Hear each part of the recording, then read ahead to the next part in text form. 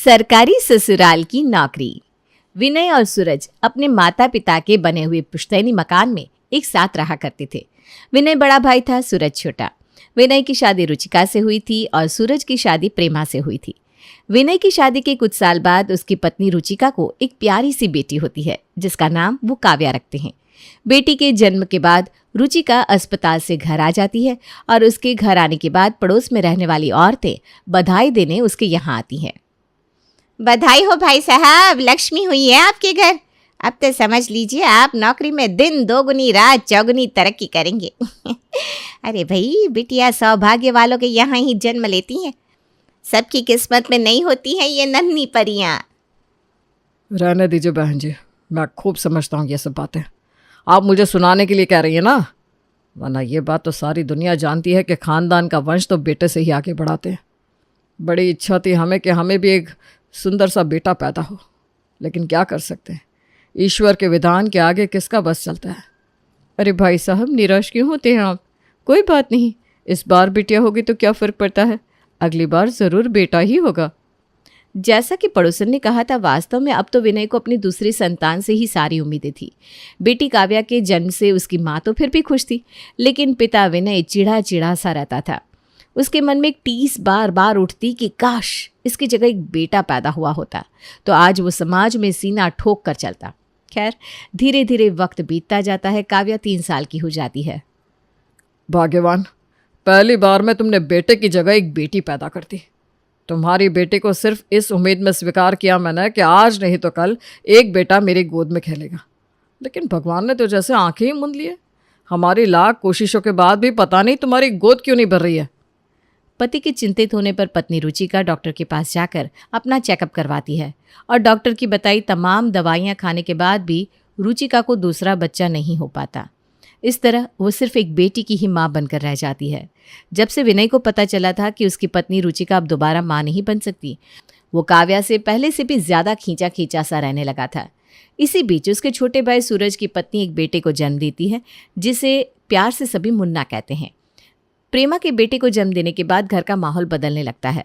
विनय को भी अब मुन्ने में ही अपना होने वाला वारिस नजर आने लगता है।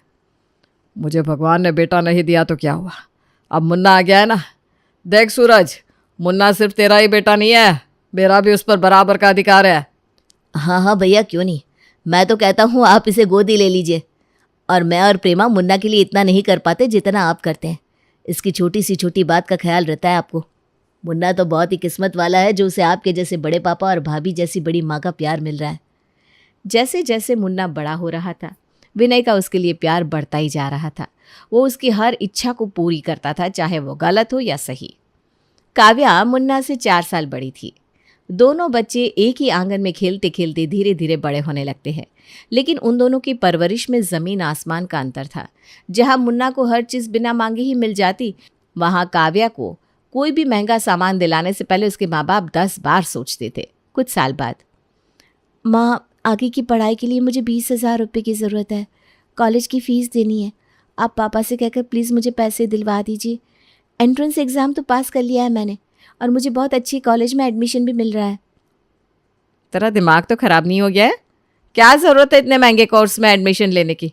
चुपचाप से जाकर आसपास के मोहल्ले की सारी लड़कियों जैसे BA में एडमिशन ले ले, कम पैसों में डिग्री भी मिल जाएगी। और वैसे भी क्या करना है तुझे बड़ी बड़ी डिग्रियां लेकर? देख, हमें तुझसे कोई नौकरी वगैरह नहीं करवानी, बस इतना पढ़ ले कि तेरी शादी आराम से हो जाए और तेरे ससुराल वालों को ये ना लगे कि तू अनपढ़ है। ये क्या बात हुई माँ?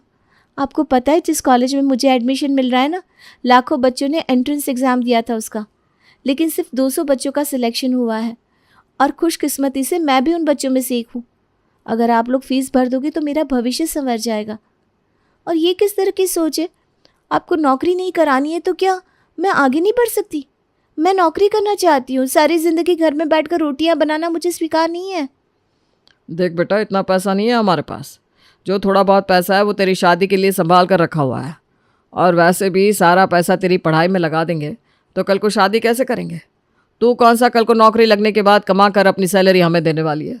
नौकरी लग भी जाएगी तो तू अपने ससुराल वालों को ही खिलाएगी ना। कोई बेवकूफ़ी होगा जो अपनी सारे जीवन की पूंजी बेटी को पढ़ाने में लगा देगा। पिता की बात सुनकर काव्या को बहुत दुख पहुंचता है। वो समझ गई थी कि इस घर में बेटी बनकर जन्म लेकर उसे बहुत बड़ा अपराध कर दिया है। इस घर में उसके माँ बाप ज़रूर है, लेकिन उसको समझने वाला यहाँ कोई नहीं। उस दिन के बाद काव्या ने बिल्कुल चुप्पी साध ली थी। उसके एडमिशन के लिए पैसे नहीं देने के कुछ दिन बाद, पापा मुझे स्पोर्ट्स बाइक चाहिए, दिलवा दो ना। अरे क्या करेगा तू स्पोर्ट्स बाइक का?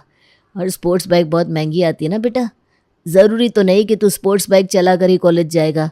अगर तुझे चाहिए तो नॉर्मल बाइक में दिलवा सकता हूँ। पापा मैंने आपसे साफ साफ कह दिया, मुझे सिर्फ स्पोर्ट्स बाइक चाहिए। अगर आप मुझे नहीं दिलवा सकते हो तो फिर ये प्यार का झूठा नाटक क्यों करते हो? अरे बेटा मैं क्या करूँ, मेरा बजट इतना नहीं है, इतने पैसे कहाँ से लाऊं मैं? सूरज की बात सुनकर मुन्ना गुस्से से चिल्लाने लगता है। पापा सिर्फ दिखावे का प्यार करते हो आप मुझे। दुनिया को दिखाने के लिए आप और बड़े पापा हर समय मुझे ही खानदान का वारिस बताते हो, लेकिन मेरी एक खुशी नहीं देखी जाती आप लोगों से। अरे क्या फायदा ऐसे पैसे का जो एक ख्वाहिश पूरी ना कर सके? मुन्ने की चिल्लाने की आवाज़ सुनकर विनय सूरज के कमरे में आ जाता है। अरे क्या बात हो गई मुन्ना, इतना चिल्ला क्यों रहे हो? बेटा बड़े पापा को बताओ क्या बात है, मेरा लाडला है ना तू। रहने दीजिए बड़े पापा, आपको बताऊंगा तो आप भी पापा की तरह मुझे समझ के घुट्टी पिला देंगे। इस घर में ना मेरी खुशी देखने वाला कोई नहीं है। अरे बेटा तू एक बार क्या कर तो देख, जब तक तेरे बड़े पापा है ना ऐसा हो ही नहीं सकता कि तू कोई चीज़ मांगे और मैं तुझे ला कर ना दे सकूं। ये हुई ना बात बड़े पापा, मुझे ज़्यादा कुछ नहीं चाहिए, बस एक स्पोर्ट्स बाइक चाहिए। 3-4 लाख में आ जाएगी।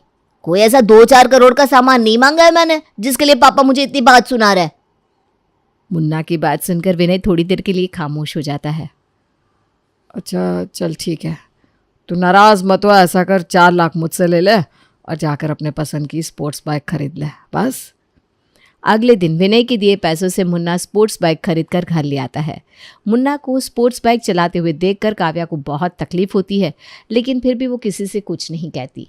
वो अपनी अहमियत इस घर में समझ चुकी थी। सब कुछ सही चल रहा होता है कि एक दिन अचानक से विनय को दिल का दौरा पड़ता है और घर वालों की कोशिशों के बाद भी उसकी जान नहीं बच पाती। उसके जाने के बाद घर पर अचानक दुखों का पहाड़ टूट पड़ता है। जो हुआ बहुत ही बुरा हुआ भाभी। इतनी अच्छी नौकरी थी भैया की, और सरकारी नौकरी को यूं ही तो मिला नहीं करती। अब देखो ना, खानदान में एक भैया की ही इतनी अच्छी नौकरी लगी थी, लेकिन वो भी कहाँ पूरी नौकरी कर सके। हाँ, होने को कौन टाल सकता है। अब ऐसे तो सरकार का नियम है कि अगर अचानक से किसी की मौत हो जाती है तो उसकी पत्नी या किसी एक बच्चे को सरकारी नौकरी मिल सकती है। आप ट्राई तो करो।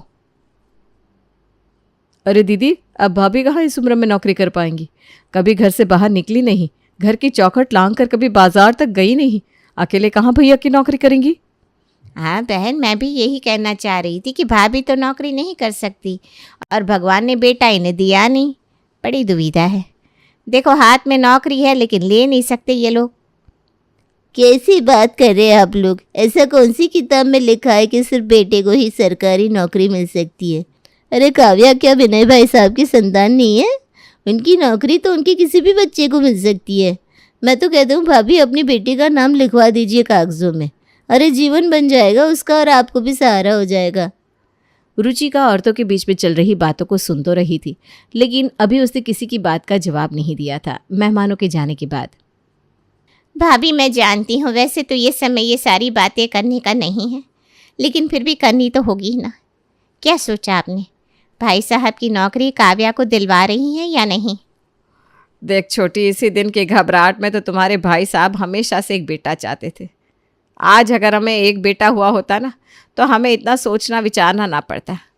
अरे बाप की जिम्मेदारी बेटा ही तो निभाता है, लेकिन क्या करें, हमारे साथ तो भगवान ने ही अन्याय किया है। और तू खुद ही सोच, इस काव्या को अपने पति की नौकरी देने का फ़ायदा क्या है? आज नहीं तो कल इसकी शादी तो करनी है। ये कल को शादी करके अपने ससुराल चली जाएगी तो हमारा सुख दुख देखने के लिए कौन सा यहाँ आने वाली है? ये सब ना कहने की बात होती है। एक बार बेटियों की शादी हो जाती है वो मुड़ कर भी नहीं देखती। ऐसे कैसे मैं इसे उनकी नौकरी का अधिकार दे दूँ? अगर ऐसी बात है तो मैं आपको एक सलाह दूँ। हाँ हाँ छोटी, बोल ना, तू मेरी छोटी बहन की तरह है। तेरे मन में कोई बात है तो खुलकर मुझसे कह सकती है। भाभी, मुन्ना को तो आपने हमेशा अपना बेटा ही समझा है, और मुन्ना भी मुझसे ज़्यादा आपको ही अपनी माँ समझता है। क्यों ना आप कानूनी रूप से उसे गोद ले ले। एक बार कागज़ों में वो आपका बेटा साबित हो जाए, उसके बाद भाई साहब की ये नौकरी आप मुन्ना को दिलवा दीजिए। मुन्ना का सारा जीवन संवर जाएगा और वैसे भी भाई साहब के जाने के बाद अब आपकी जिम्मेदारी तो मुन्ना की ही है ना। जेठानी रुचिका को देवरानी प्रेमा की बात जच जाती है। माँ, ये मैं क्या सुन रही हूँ? अब मुन्ना को अपना वारिस बनाने वाली है? मैं पूछती हूँ, ज़रूरत क्या है ये सब करने की? आप जानती भी हैं कुछ मुन्ना के बारे में, उसका चाल चलन कैसा है, घर से बाहर निकल कर वो क्या करता है, आपको कुछ खबर भी है? आपकी आंखों के ऊपर ना ये ममता का चश्मा जो है उतार दीजिए। एक बार आंख खोल कर देखिए, पापा की सारी जीवन की पूंजी आप किसके हाथ में थमा रही हैं? अपनी माँ के साथ इस तरह से बात करते हुए शर्म नहीं आती तुझे? और तू होती कौन है मुझे ये सब ज्ञान देने वाली? विनय मेरे पति थे, उनके जाने के बाद उनकी संपत्ति, नौकरी, हर चीज पर पहला अधिकार मेरा है। मैं चाहे वो जिसको भी दूं, मेरी मर्जी। तू मुझे बताने वाली कौन है?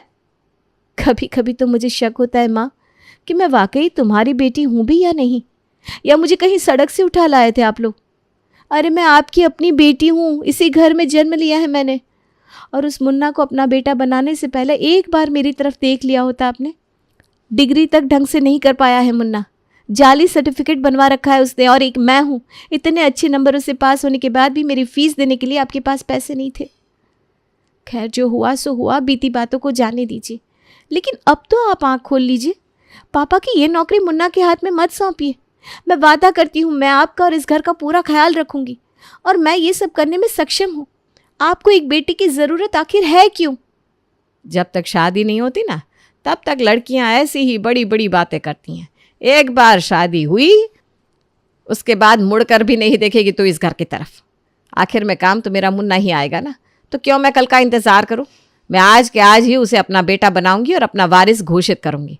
अपने हिस्से की सारी प्रॉपर्टी, ज़मीन, जायदाद, यहाँ तक कि अपने पति की नौकरी भी मैं उसे ही दूंगी, ताकि कल को बुढ़ापे में मेरी सेवा करते समय उसके मन में भी कोई मलाल ना रहे। अपनी माँ की ओछी बातें सुनकर काव्या का दिल टुकड़े टुकड़े हो गया था। जैसा कि रुचिका ने सोचा था उसने वैसा ही किया। कुछ ही दिनों में वो कानूनी प्रक्रिया से मुन्ना को गोद ले लेती है और उसके बाद मुन्ना को विनय की नौकरी मिल जाती है। इसी बीच काव्या के लिए एक के बाद एक रिश्ते आना शुरू हो जाते हैं। काव्या भी शादी करके अपने ससुराल चली जाती है। मुन्ना की नौकरी लगने के बाद शुरुआत में तो कुछ दिन सब कुछ सही चलता है, लेकिन धीरे धीरे मुन्ना के तेवर बदलने लगते हैं। एक दिन, अरे बेटा, चंदू कह रहा था कि तूने उसे काम से निकाल दिया है, वो कल काम से नहीं आएगा। इतना पुराना नौकर था, उसे काम से निकालने की क्या जरूरत थी? पूरा दिन खाली तो बैठी रहती हो आप, थोड़ा हाथ पैर हिलाती रहोगी तो बुढ़ापा थोड़ा कम कष्ट में निकलेगा, वरना जंग लग जाएगा आपकी हड्डियों को। आज से घर की साफ सफाई का काम आपका है। बिना बात उस चंदू को तनख्वाह देनी पड़ रही थी, 4 पैसे बचेंगे तो घर के काम में आएंगे ना। ये क्या तरीका है अपनी बड़ी माँ से बात करने का? भूल गया कि आज तू जो ये सूट बूट पहनकर सरकारी बाबू बना घूम रहा है ना, ये भाभी की मेहरबानी है। अगर वो तुझे गोद लेने से इनकार कर देती तो अपनी बाइक पर बैठकर आवारागर्दी ही कर रहा होता। ये मत समझ कि मुझे तेरी हरकतों के बारे में पता नहीं है। माँ हूँ मैं तेरी, बहुत अच्छे से जानती हूँ तुझे। मैं ही थी जिसने भाभी के सामने जाकर तेरी सिफारिश की थी, जिससे तेरा जीवन संवर जाए। मुझे क्या पता था कि तू बड़ों की कदर करना इतनी जल्दी भूल जाएगा। मुझे ज्ञान देने की कोई जरूरत नहीं है। कोई एहसान नहीं किया है बड़ी माँ ने। बुढ़ापे में मुझसे सेवा करवानी थी, इसलिए ये नौकरी और ये मकान मेरे नाम किया है। कोई घाटे का सौदा नहीं किया है। और बड़ी माँ की कोई ज्यादा तारीफ करने की जरूरत नहीं है। जो अपनी बेटी की सगी नहीं हो सकी, वो मेरी क्या सगी होगी। मैंने क्या देखा नहीं है उन्होंने काव्या के साथ क्या क्या किया है, सिर्फ इसलिए ना कि उनको अपने बुढ़ापे का इंश्योरेंस चाहिए था। तो बिगड़ा हुआ तो पहले से ही था, अब बदतमीज भी हो गया है, छोटे बड़े का लिहाज तक भूल गया है। चलो, अब अगर मैं बदतमीज साबित हो ही गया हूं तो ठीक है, ऐसा करो कल से आप भी बड़ी माँ के साथ घर की साफ सफाई में उनका हाथ बटाना।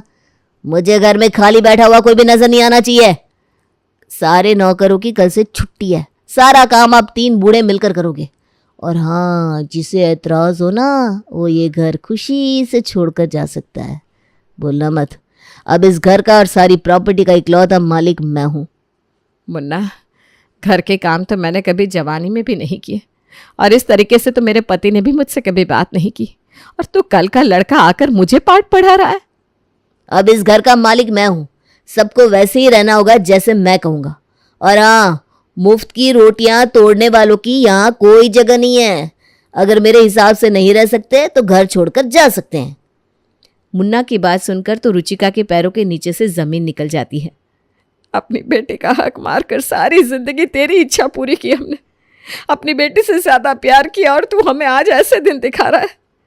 ठीक कहती थी काव्या तेरे बारे में।